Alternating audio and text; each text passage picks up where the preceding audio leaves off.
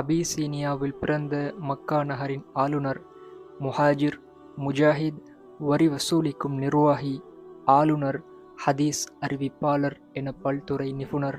அந்த சஹாபி யார் என்று உங்களுக்கு தெரியுமா? அவருடைய பேருதான் அல் ஹாரிஸ் பின் ஹாத்திப் ரலியல்லாஹு அன்ஹு.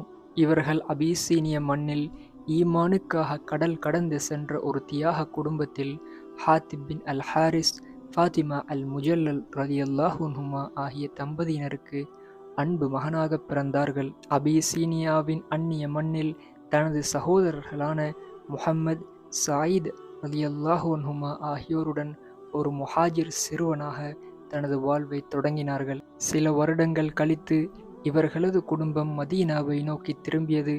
அப்போது சிறுவனாக இருந்த அல் ஹாரிஸ் ரலியல்லாஹு அன்ஹு அவர்கள் நபியவர்களின் நிழலில் அரவணைப்பில் வளரும் பெரும் பாக்கியத்தை பெற்றார். சிறுவயதில் இருந்தே திருக்குர்ஆனை அழகாக ஓதுவதிலும் நபியவர்களின் பொன்மொழிகளை பாதுகாப்பதிலும் மிகுந்த ஆர்வம் கொண்டவராக திகழ்ந்தார். பிற்காலத்தில் பல தாபிஈன்கள் இவரிடம் வந்து பாடம் பயிலும் அளவுக்கு ஒரு சிறந்த ஆசிரியராகவும் விளங்கினார். அல் ஹாரிஸ் ரலியல்லாஹு அன்ஹு அவர்கள் ஒரு அறிஞர் என்பதோடு சிறந்த நிர்வாக திறமை கொண்ட ஒரு நிர்வாகியாகவும் விளங்கினார்கள்.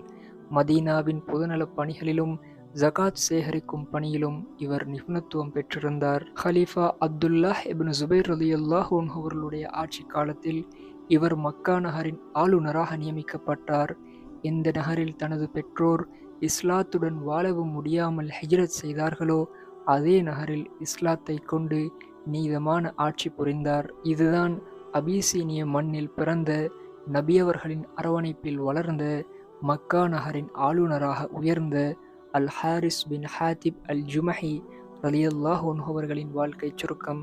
அஸ்ஸலாமு அலைக்கும் வரஹ்மத்துல்லாஹி வபரகாத்துஹு.